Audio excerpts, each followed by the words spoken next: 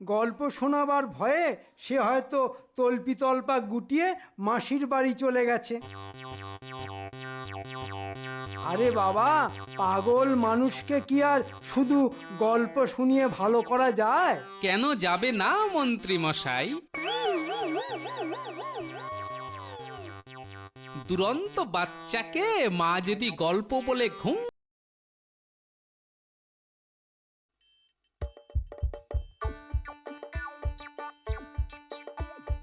আসছে গোপাল, যাচ্ছে গোপাল, ভাবছে গোপাল, হাসছে গোপাল, আসছে গোপাল, যাচ্ছে গোপাল, ভাবছে গোপাল, হাসছে গোপাল। যুগের পরে যুগ কেটে যায়, মানুষ তাকে ভোলে না। যুগের পরে যুগ কেটে যায়, মানুষ তাকে ভোলে না। চলে না রে, চলে না রে, চলে না রে, চলে না, চলে না রে, চলে না রে, তাকে ছাড়া চলে না। কে সে? পরিচয় গীতা, হাসির রাজা, জ্ঞানের রাজা, রসিক রাজা গোপাল ভাঁড়। হাসির রাজা, জ্ঞানের রাজা, রসিক রাজা গোপাল ভাঁড়। হাসির রাজা, জ্ঞানের রাজা। খাবো না, খাবো না। কেন খাবে না? কেন? রান্না কি ভালো হয়নি?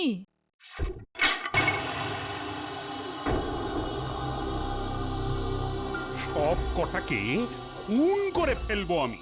আমার সাথে চালাকি, শুধু মাথায় চিন্তার ভার চাপিয়ে দেওয়া। সব কটার মাথা আমি তলোয়ার দিয়ে ঘ্যাচাং ফু করে দেব। আহ, কি পাগলের মতো করছো বলো তো? দরজার বাইরে দাস দাসী রক্ষী সব দাঁড়িয়ে রয়েছে। শুনতে পেলে কি কাণ্ড হবে বলো তো? কি? আমি পাগল? আমি পাগল? আমি পাগল হলে সকলে বদ্ধ উন্মাদ। এই কে আছিস? সব উন্মাদগুলোকে বেঁধে নিয়ে আয়, বিচার করব আমি। সব কটাকে পাগলা গারদে ভরে দেব, আর সবচাইতে আগে ভরবো এই রানীটাকে। কি হলো ঠাকুর? অমন স্থির বুদ্ধি মানুষটার রাতারাতি কি হলো? মানুষটার কি হলো? মানুষটা রাতারাতি ফানুস বনে গেল। এবারে তো হাওয়ায় উড়বে, উড়তে উড়তে চলে যাবে সেই চাঁদের দেশে।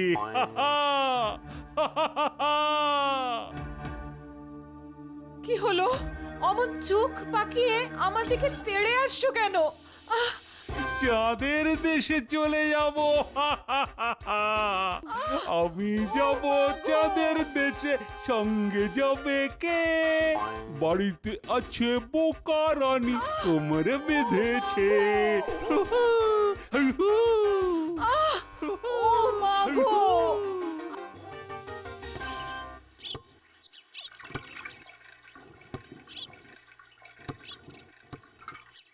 বুঝলি, মাটি কোপানো হয়ে গেলে গাছের ছোট ছোট চারাগুলো পুঁতে দেব।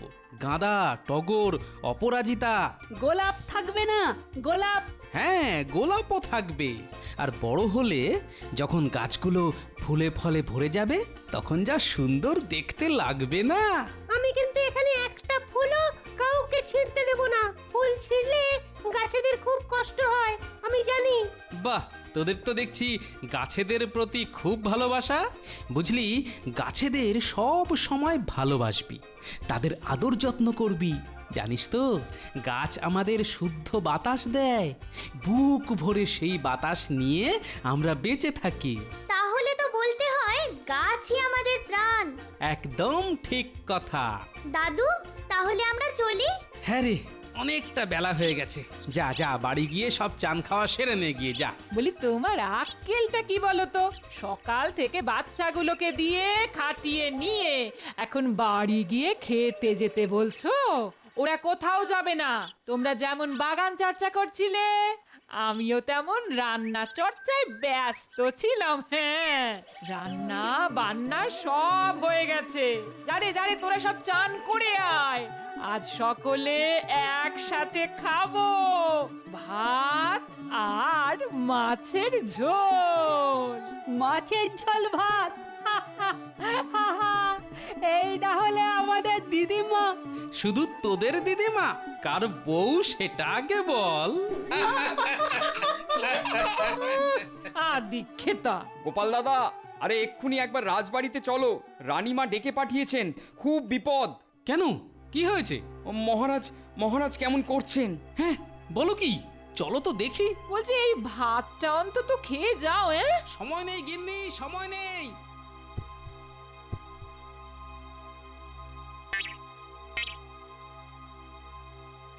কি হয়েছে রানীমা? না, ঠিক বুঝতে পারছি না। তবে তবে ওই মহারাজের কিছু মানসিক সমস্যার সৃষ্টি হয়েছে। মানে মানে আজ সকাল থেকে কিছু কিছু পাগলামির লক্ষণ দেখা গেছে। সকালে ঘুম থেকে উঠে কিছুক্ষণ গুম মেরে বসেছিলেন। আমি জলখাবার এনে যেই দিতে গেলাম অমনি খাবারের থালা হাত থেকে ছুঁড়ে ফেলে দিলেন।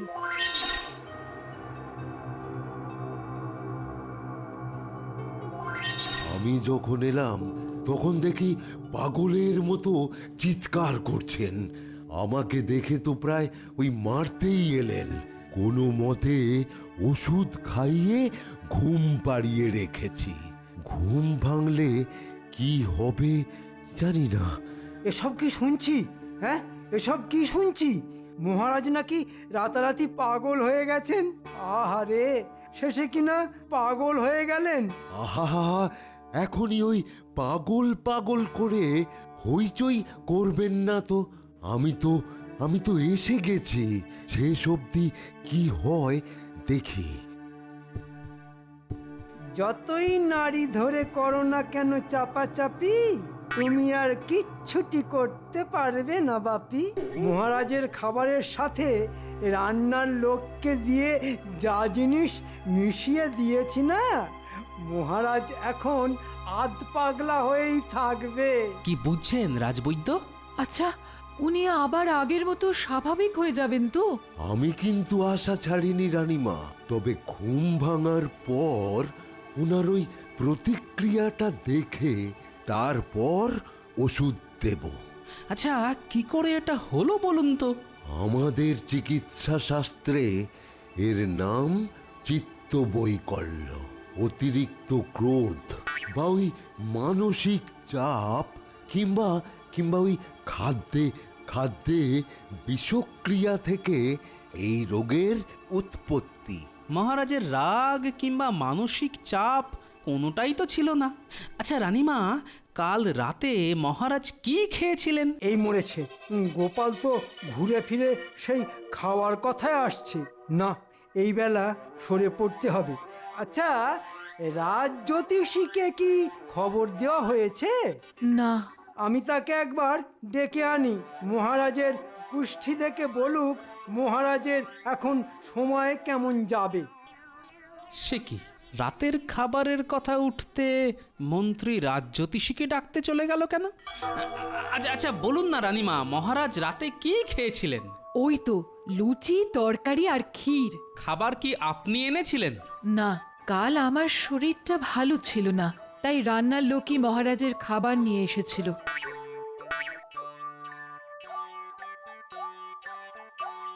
কি বুঝছেন রাজবৈদ্য? আমি কিন্তু আশাবাদী। হ্যাঁ, আমি কিন্তু আশাবাদী। এই রকম চিত্তবৈকল্যের কটা স্তর থাকে। এই যেমন ধরুন, ওই প্রথমটা মারমুখী, তারপর ওই শিশুর মতো আচরণ, আর তারপর পুরোপুরি গুম মেরে যাওয়া। এখন উনি ওই দ্বিতীয় স্তরে আছেন। আর গুম মেরে গেলে? কথা বলে বা ওই গল্প শুনিয়ে হাসাতে হবে। হ্যাঁ, হাসাতে হবে। আর এই করলেই দেখবেন ওই সব পুরনো কথা মনে পড়ে যাবে। হ্যাঁ, মনে পড়ে যাবে। তবে তখনও যদি উনি না হাসেন, তখন কিন্তু। গোপাল, পারবে তো তোমাদের মহারাজকে হাসাতে? চেষ্টা করব রানীমা। না গোপাল, না, শুধু চেষ্টা করলেই হবে না, হাসাতেই হবে। তোমার উপর আমার অনেক আশা ভরসা গোপাল। কিন্তু রানীমা, আমি কি আর সেই গোপাল আছি আমার গল্প বলার ধার যে অনেক কমে গেছে রানীমা। তবুও তুমি মরা হাতি লাখ টাকা।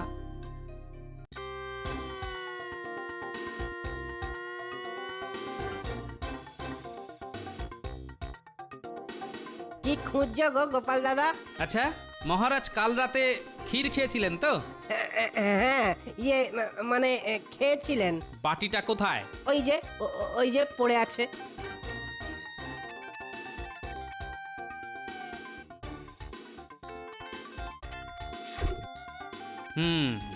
অনেকটাই অবশিষ্ট রয়েছে দেখছি। না, এখনো ভালো আছে দেখছি। নে এটা দিয়ে খেয়ে নে। না না না না, ওটা আমি খেতে পারবো না, ওটা আমি খেতে পারবো না। খেলেই যদি ঘুমিয়ে পড়ি। ঘুমিয়ে পড়বি মানে? দেখো গোপাল দাদা, আমার সাদা মনে কাদা নেই। মন্ত্রী মশাই কাল আমার হাতে একটা পুড়িয়া দিয়ে বললেন মহারাজের ঘুম আসে না, তাই ওই রাতের ক্ষীরের সাথে এটা যেন মিশিয়ে দিই। সে কি পুড়িয়াটা আছে? হ্যাঁ আছে আছে, এখনো ওই পুড়িয়ার মধ্যে একটু গুঁড়ো পড়ে আছে। দেখো গোপাল দাদা, এই যে দেখো গোপাল দাদা, আমার কিন্তু সাদা মনে কাদা নেই। দেখো আমি যেন আবার কোনো ওই বিপদে না পড়ি। না না, কোনো বিপদে পড়বি না। শুধু যখন বলবো সকলের সামনে সত্যি কথাটা বলবি। আর মন্ত্রীকে এসব কথা বললে না, জ্যান্ত পুঁতে ফেলবো, কথাটা মনে রাখিস। যাই গো গিন্নি। যাও গো যাও, দেখো যদি হাসির গল্প শুনিয়ে মানুষটার স্মৃতিশক্তি ফিরিয়ে আনতে পারো। আজ কিন্তু খুব ভয় করছে গিন্নি। কেন ভয় করছে কেন? তুই না হাসির রাজা। তবুও দেখো, এতদিন যা বলেছি যা করেছি সেসব তো নিছক হাসি তামাশা, কিন্তু আজ যে জীবন মরণ সমস্যা। তবুও বলছি, মাথার ওপর ভগবান আছেন, তিনি তোমাদের ঠিক এই বিপদ থেকে রক্ষা করবেন। দাদু, তোমার সাথে আমরাও যাব? যাবি? চল তাহলে। তোরা থাকলে যদি গল্পটা আরো জমিয়ে বলতে পারি। তোরাই তো আমার আসল শক্তি রে। সেই কখন থেকে মহারাজকে রাজসভায় এনে বসানো হয়েছে, কিন্তু কি হলো? গোপালের তো দেখা নেই। দেখুন গিয়ে, গল্প শোনাবার ভয়ে সে হয়তো তল্পা গুটিয়ে মাসির বাড়ি চলে গেছে। আরে বাবা, পাগল মানুষকে কি আর শুধু গল্প শুনিয়ে ভালো করা যায়? কেন যাবে না মন্ত্রী মশাই? দুরন্ত বাচ্চাকে মা যদি গল্প বলে ঘুম পাড়াতে পারে, তাহলে অবোধ মহারাজকে গল্প বলে হাসিয়ে ভালো করা যাবে না কেন? ঠিক আছে, দেখো তাহলে চেষ্টা করে। এই এই কুমড়ো পটাশ, গল্প বলো। কিসের গল্প শুনবেন মহারাজ? ভূতের? না না না না, রামগরুরের ছানার। এবার ঠেলা সামলাও। তাহলে শুরু করি। শুনুন, আমি তখন কৃষ্ণনগরে আসিনি, কাজের খোঁজে এদিক ওদিক ঘুরছি। ঘুরতে ঘুরতে পথ হারিয়ে চলে গেলাম গভীর এক বনের ভেতর। বাপরে বাপ, কি বলবো, কি গভীর সে জঙ্গল।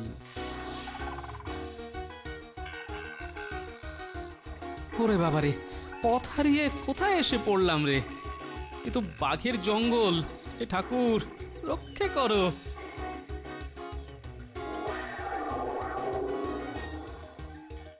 ওরে বাবা, শুধু বাঘ নয়, এই জঙ্গলে ভাল্লুকও আছে দেখছি। কি করি কি করি? হ্যাঁ হ্যাঁ, সামনের এই গাছটায় উঠে পড়ি।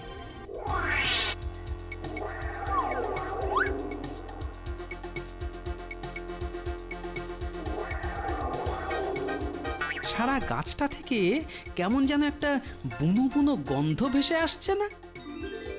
হরি, এ তো মহুয়া ফুলের গাছ।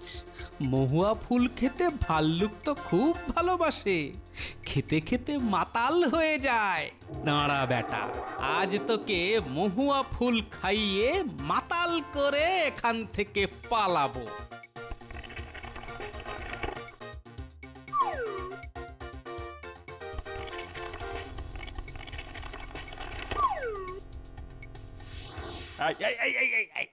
এই পেট মোটা, তা মহুয়া খেয়ে ভাল্লুকটা কি শেষে মাতাল হয়ে গেল? গোপালের গল্প শুনে মহারাজ কিন্তু সাড়া দিচ্ছেন। এটা খুব ভালো লক্ষণ। হলো মানে তখন তার সে কি অবস্থা, শুধু টলে আর মাটিতে লটকে লটকে পড়ে, শুধু টলে আর মাটিতে লটকে লটকে পড়ে। আমি তখন, বাবা ভাল্লুক সোনা, তুমি তাহলে গড়াগড়ি খাও, আমি যাই কেটে।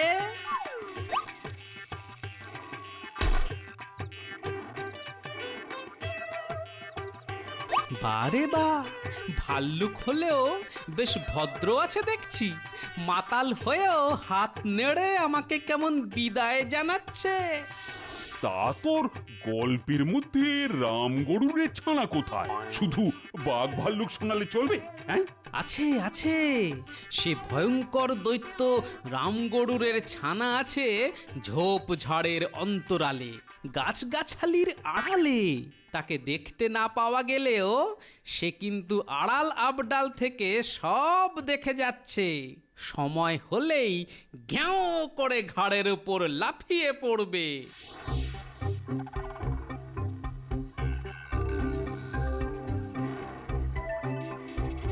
আমি এই জঙ্গলের রাজা, হ্যাঁ, এখানে কেউ হাসে না, হ্যাঁ, হাসলে পরেই মারবো তাকে বাড়ি, হ্যাঁ।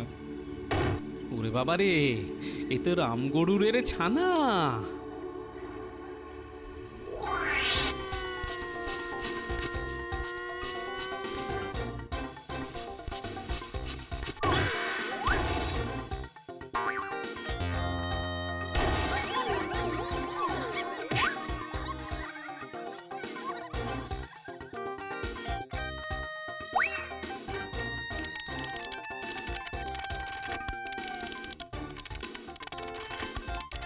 দাঁড়া বেটা রামগরুরের ছানা, তোর লেজটাকে এই গাছের গুঁড়ির সাথে আচ্ছা করে গিঁট দিয়ে বেঁধে দিই, তারপর দেখি কত টানাটানি তুই করতে পারিস।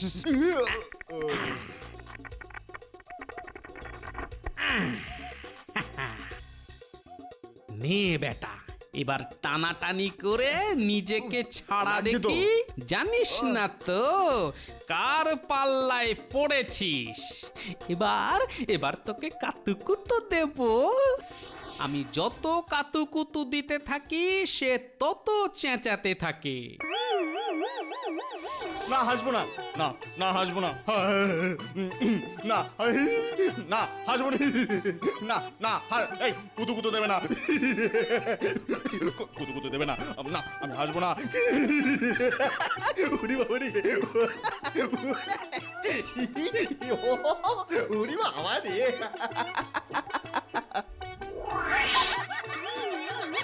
আরে বেটার গোটা চামড়াটাই তো পড়ে রইলো, আর আসল রক্ত মাংসের গোটা রামগরুরের ছানাটা পালালো। হ্যাঁ,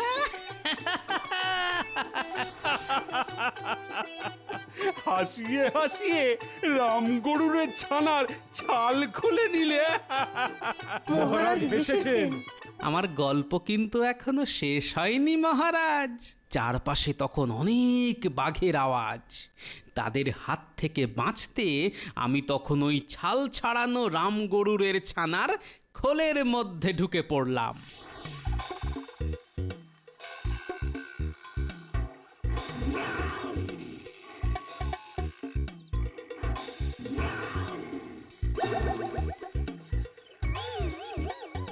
রামগরুরের ছানার ছাল পড়ে বাঘেদের হাত থেকে রেহাই পাওয়া যাচ্ছে বটে, কিন্তু বড্ড খিদে পেয়েছে যে।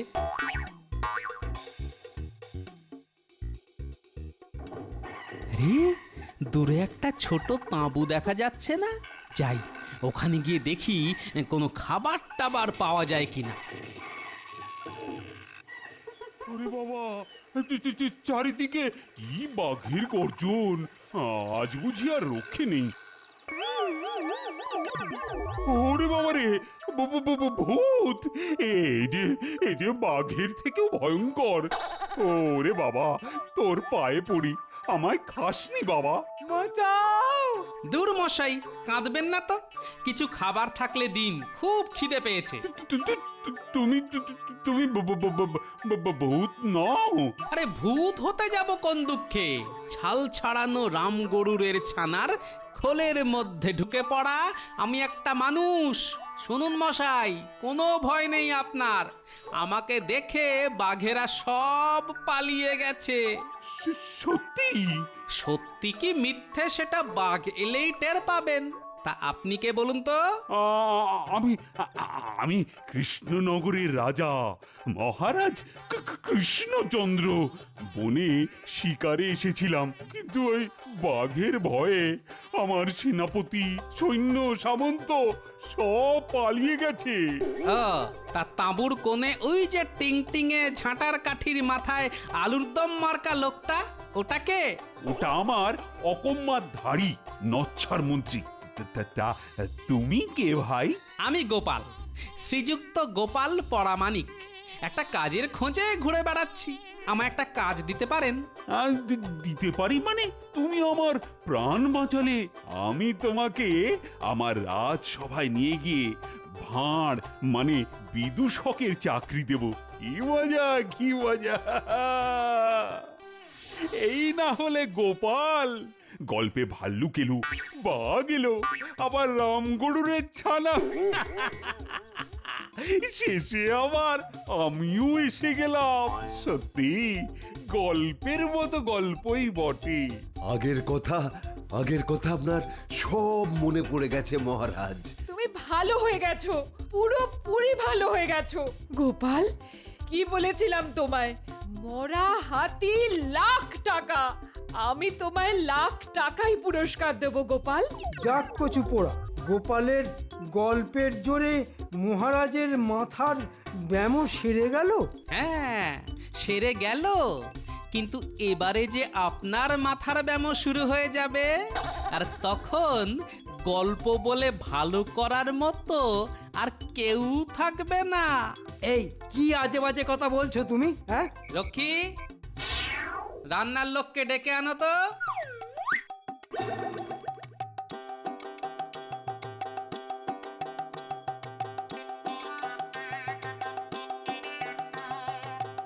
এই যে এই লোকটাকে দিয়ে আপনার ক্ষীরের মধ্যে ওষুধ মিশিয়ে মন্ত্রী আপনার স্মৃতি লোপাট করে দিতে চেয়েছিল।